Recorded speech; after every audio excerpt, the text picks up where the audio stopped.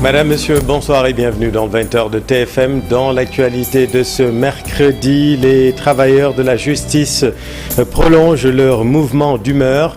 La grève se prolonge de 48 heures à partir de ce jeudi. Leurs revendications n'ont pas varié. On vous explique tout.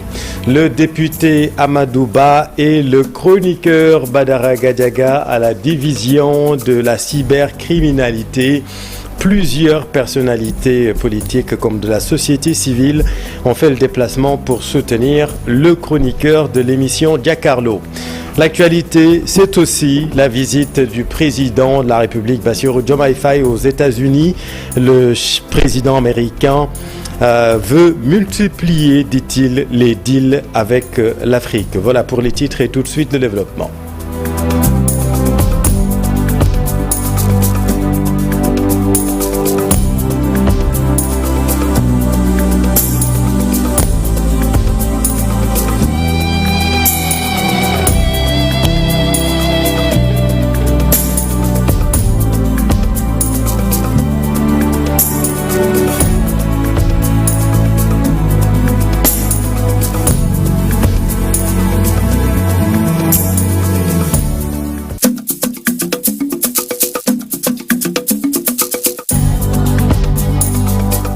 Mais d'abord, la rencontre de Donald Trump, le président américain, et 5 autres présidents d'Afrique, dont celui du Sénégal, Bassirou Diomaye Faye, comme vous le voyez sur ces images. Le président américain veut multiplier les deals avec l'Afrique, a-t-il déclaré lors de cette rencontre de haut niveau. Pour Donald Trump, l'ancien régime a injustement traité le président Bassirou Diomaye Faye. Ce dernier a été résilient, affirme le président républicain. Nous y reviendrons. À la une de l'actualité au Sénégal, le député Amadou Ba et le chroniqueur Badara Gadiaga à la division de la cybercriminalité. Plusieurs personnalités politiques comme de la société civile ont fait le déplacement pour soutenir le chroniqueur de l'émission Giancarlo. Leur réaction recueillie par Sarah Cissé. Ça bégaye, donc c'est la répétition. Hein. Et je n'aurais pas cru que le régime en place, et par rapport à son vécu récent, puisse aujourd'hui reprendre de plus belle ce qui a été il n'y a pas longtemps ONU et qui a valu bien en tout cas des déconvenus. Hein. On n'a pas besoin d'évoquer l'histoire. Mais ce qui est aujourd'hui à retenir, et j'espère bien qu'ils vont prendre quand même la peine d'en tirer les enseignements. On parle du 23 juin, du 19 janvier, des éléments. Mais aujourd'hui, c'est pour notre point de vue, c'est par manque de respect à la démocratie, au fonctionnement d'une démocratie. Et le Sénégal est un pays démocratique. Donc je demande à ce que Monsieur son Excellence le Président de la République, Bassirou Diomaye, et Monsieur le Premier ministre, quand même qu'ils usent de leurs droits tout en respectant les principes de fonctionnement démocratique. Au-delà de M. Badara Gadiaga, parce qu'en réalité, on ne ferait accepter que des problèmes politiques puissent être tentés d'être réglés devant les tribunaux par des arrestations et par des convocations. Donc il en va de la République elle-même et du respect des droits et libertés des citoyens que nous sommes. Il faut quand même que le pouvoir public en place sache que dans une République, il y a des règles. Et parmi ces règles, c'est le respect des droits, des libertés des citoyens, principalement le droit, donc la liberté d'expression. Pour les problèmes politiques qui doivent être réglés, il faut des solutions politiques. S'ils disent que Badara Gadiaga a été envoyé, ils n'ont qu'à envoyer quelqu'un. À se concentrer autour de l'essentiel. L'essentiel, c'est de satisfaire les besoins des Sénégalais. C'est de tout faire pour que les Sénégalais puissent dépasser les difficultés. Mais arrêter des Sénégalais parce qu'ils ont donné leur avis, moi je pense que c'est faire regresser la démocratie sénégalaise. Le Sénégal ne mérite pas cela et nous marquons notre solidarité à Badara Gadiaga ainsi que tous les autres victimes des dérives de ce régime. Amadou Ba et Badara Gadiaga, toujours dans les locaux de la cybercriminalité. Pour le moment, rien n'a filtré de leur audition. Nous suivions tout cela pour vous, bien évidemment. Et puis pour aller plus loin, à suivre tout à l'heure, votre émission Faram Faté exceptionnellement reçoit Alioune Tine, fondateur de Africa Jom Center, Souleymane, directeur de l'info du groupe Futur Média, Pape Samba Kane, journaliste, et Diatou Cissé, journaliste. L'actualité, c'est aussi la grève qui se poursuit dans le secteur de la justice. Le syndicat des travailleurs de la justice et l'Union nationale des travailleurs de la justice décrètent 48 heures de grève à partir de ce jeudi. Écoutons Maître Abdoulaye Mboup, secrétaire général de l'UNTJ, avec Maïmouna Diaye. L'entente UNTJ Sudus a cru devoir décréter un mot d'ordre de 48 heures renouvelable couvrant les jeudis 10 juillet et vendredi 11 2025 pour lutter contre l'insatisfaction de nos revendications qui n'ont que trop duré, notamment l'alignement des greffiers à la hiérarchie A2, mais également l'enrôlement des agents dans le corps des assistants des greffes et parquets, et également l'ensemble des revendications contenues dans les préavis du SUDUS comme de l'UNTJ.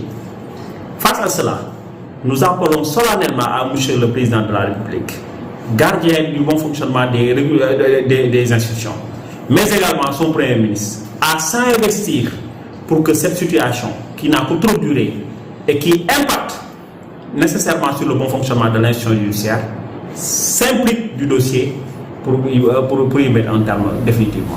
Tout autre chose, début des épreuves du second tour du bac dans tous les centres d'examen. À Saint-Louis, les premiers sujets sont jugés abordables par les candidats.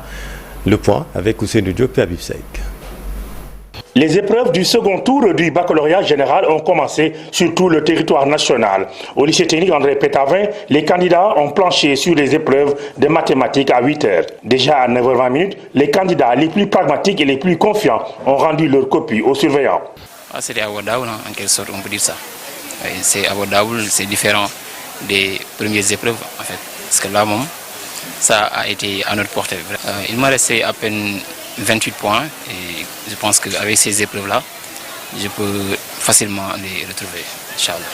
Les chapitres abordés au second tour sont jugés faciles par de nombreux candidats. 42 points. Mais j'espère que je vais en sortir, quoi. Je vais en sortir. Parce que l'épreuve était... Vous avez déjà fait ce genre de sujet à l'école? Oui. Je l'ai fait à l'école, quoi. Ici, 4 candidats vont passer le second tour pour la série S1, 4 pour la série S3 et 83 pour la série S2. Merci Ousseynou. Dans l'actualité également, cette rencontre d'harmonisation et d'amélioration des statistiques des populations en Afrique de l'Ouest et du Centre. L'objectif est d'aider les États à faire face au faible taux d'enregistrement à l'état civil. Ce phénomène, vous le savez, entrave la politique de planification. Fatou Bintou Conté. En Afrique, les systèmes de l'état civil rencontrent de nombreux défis, notamment une faible enregistrement de naissance et des difficultés liées à la qualité et à la fiabilité des données. En Afrique de l'Ouest, la situation est alarmante. Il y a une disparité pour ce qui est de l'enregistrement des naissances dans les États membres de la CEDEAO. Il y a des pays qui ont un enregistrement de plus de 90%, tandis que d'autres ont moins de 50%. Donc j'avais cité dans ce cas le Bénin, et pour ceux qui sont en deçà de 50%, nous avons par exemple le Nigeria. Et ces problèmes entravent le développement socio-économique de nos États. Les statistiques de l'état civil permettent de faire une bonne planification au niveau de l'éducation et de la santé. Et ensuite aussi, dans tous les domaines du développement statistique. L'Afrique centrale n'est pas en reste. Dans cette zone, même les morts ne sont pas enregistrés, une faible qualité des données, ce qui nuit à la planification et à la prise de décision. C'est vrai que les systèmes sont assez hétérogènes d'un pays à l'autre. Dans les zones rurales, il y a parfois des difficultés d'enregistrement, des naissances qui ne sont pas déclarées, ou bien des raisons assez reculées. Je prends pour certaines régions, comme certains pays comme le Cameroun, le Gabon, ou par exemple certaines régions à l'intérieur du pays parfois sont un peu déconnectées des systèmes d'enregistrement civil. Et parfois donc, il y a donc des opérations communes qui sont menées. Alors, avec l'UNFPA, le Fonds des Nations Unies pour la population, des mesures vont être prises pour une meilleure harmonisation des données statistiques. Que nos pays, dans toute la sous-région, s'investissent pour avoir des statistiques fiables à vue de planifier le développement et aussi d'évaluer les programmes dans les pays. Donc voilà essentiellement ce que nous faisons, le plaidoyer, mais aussi l'assistance technique. Les programmes de l'état civil sont complexes. Cependant, des efforts concertés peuvent être déployés pour améliorer la situation. Santé à présent, hôpital Mame Abdou Aziz Sy Dabakh de Tivaouane. Les travailleurs ont tenu un sit-in, un rassemblement de protestation ce matin pour décrier leurs dures conditions de travail. Ils réclament aussi la réhabilitation de l'établissement sanitaire et le redéploiement du personnel au niveau du nouvel hôpital de Tivaouane qui sera inauguré dans les prochains jours. Cheikh Anta Diop, c'est la tire. Ces travailleurs de l'hôpital Mame Abdou Aziz Sy Dabakh de Tivaouane ont arboré des foulards rouges pour dénoncer les conditions de travail catastrophiques du personnel. Adresser un message très fort à l'endroit de l'État. L'hôpital Abdou Aziz Dabakh de Tivaouane a atteint ses limites. Aujourd'hui, représente même un danger pour les populations qui le fréquentent dans la mesure où aucune condition de travail normale n'est requise. L'hôpital souffre d'investissement de l'État. Aujourd'hui, il y a des difficultés très énormes. Nous voulons la réhabilitation de l'hôpital Mame Abdou Dabakh. Et sur ce, ils avaient promis de nous donner 7 milliards du fonds 6. Bientôt, l'ouverture de l'hôpital Seydi El Hadji Malick Sy de Tivaouane et le personnel de Mame Abdou Aziz Sy Dabakh ne demandent rien d'autre qu'un redéploiement au niveau de la nouvelle structure sanitaire. Il faut que cet hôpital ouvre et que le personnel de l'hôpital Abdou Aziz soit redéployé là-bas et que l'on passe en réhabilitation globale de l'hôpital Mame Abdou Dabakh. Ils dénoncent vigoureusement la démarche du ministre qui, selon eux, commence à recruter une partie du personnel de l'hôpital Seydi El Hadji Malick Sy. Ils veulent nous laisser continuer dans des conditions exécrables, difficiles et ouvrir un nouveau hôpital et affecter de nouvelles personnes. C'est ça l'injustice que nous dénonçons. Ils ont nommé un directeur et nous on dit que la direction qui est là est capable de relever le défi là-bas avec nous. Les travailleurs disent avoir constaté que depuis l'incendie qui a coûté la vie à 11 bébés, l'hôpital Mame Abdou Aziz Sy Dabakh de Tivaouane continue de fonctionner dans un état de délabrement scandaleux. Et on revient sur l'affaire Badara Gadiaga et Amadou Ba, toujours auditionnés dans les locaux de la cybercriminalité où nous retrouvons Sarah Cissé. Sarah, bonsoir. Quels sont les derniers développements?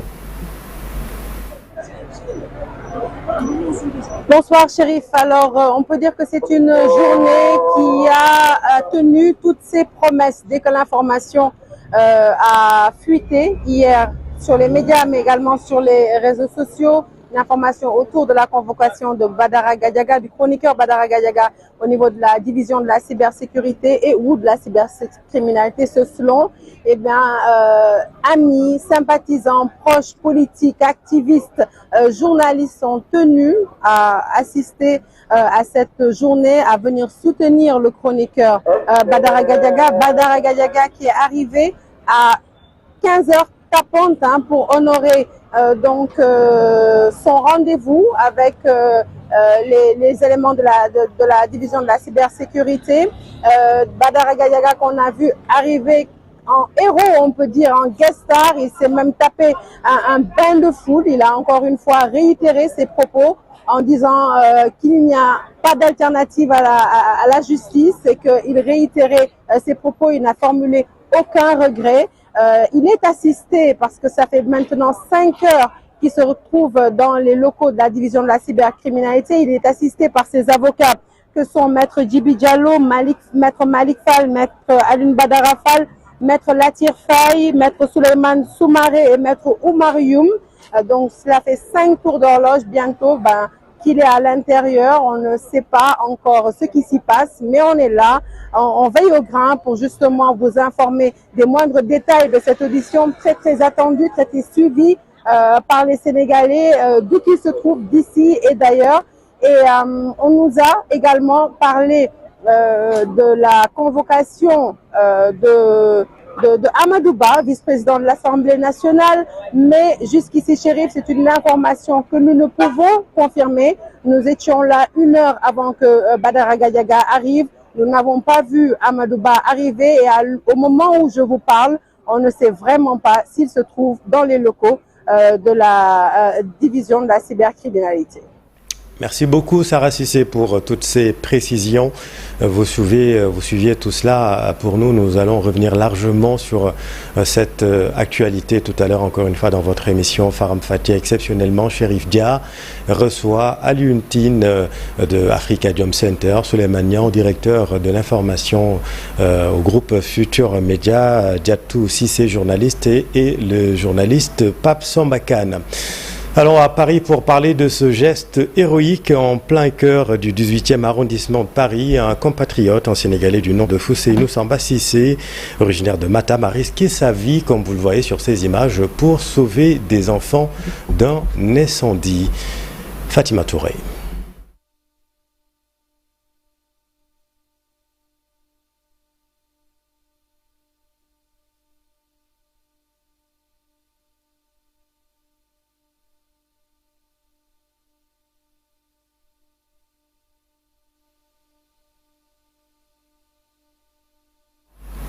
On va retrouver ces héros dans nos prochaines éditions. Lutte sénégalaise, le choc Balaguer Siteu très compromis.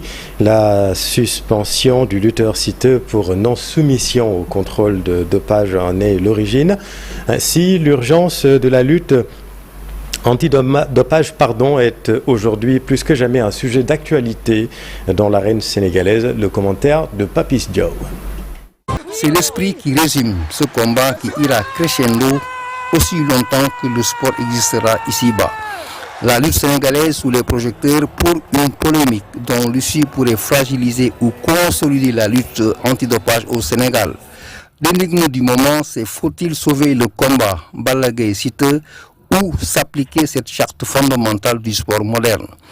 La spécificité de la lutte sénégalaise peut-elle légaliser une singularité aux antipodes d'une loi sportive universelle?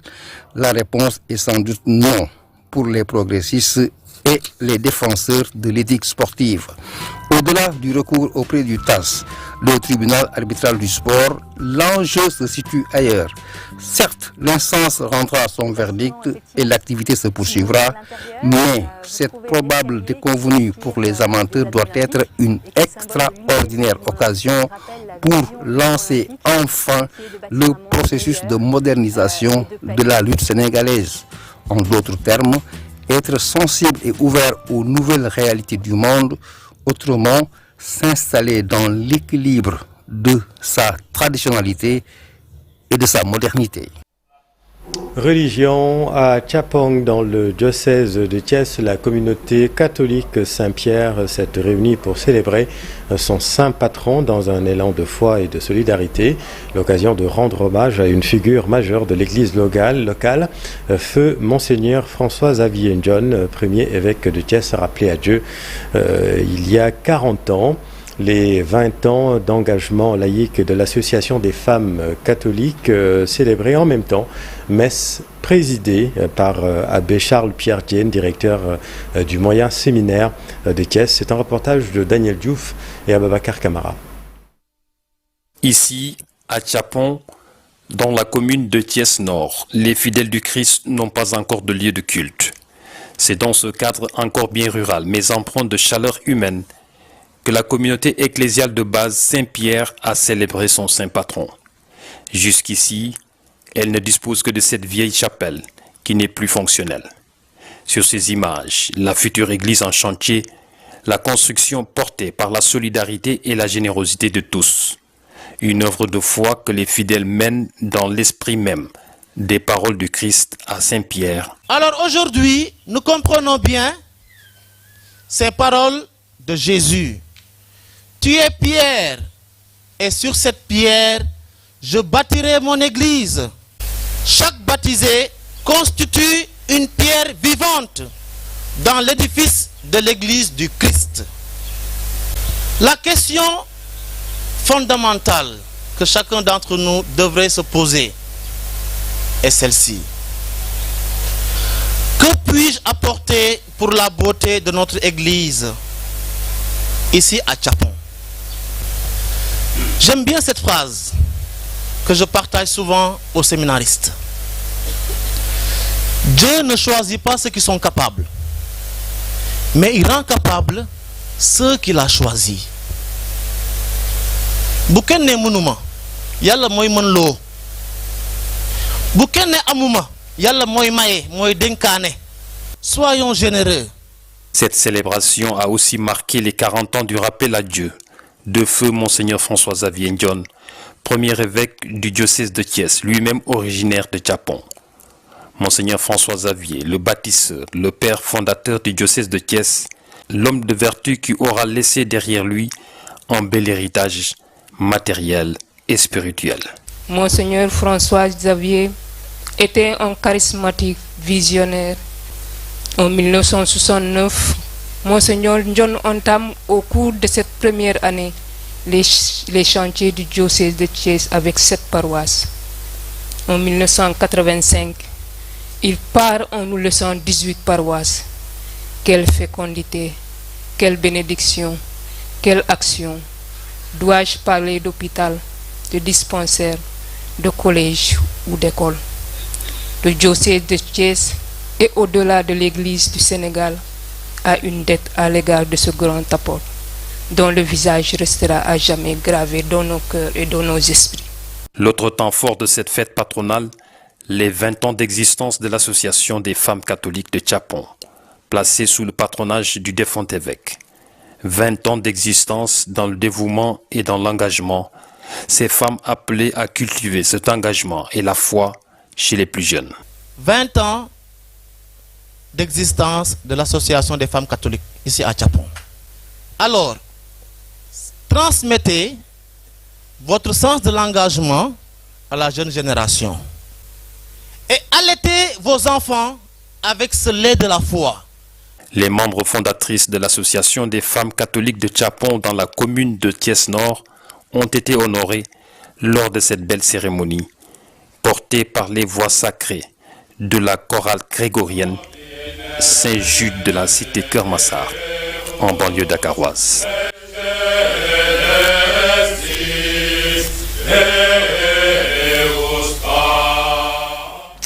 C'est la fin de cette édition. Merci infiniment de l'avoir suivi. Les programmes continuent sur TFM. Restez avec nous. Vous êtes au bon endroit. Bonne soirée.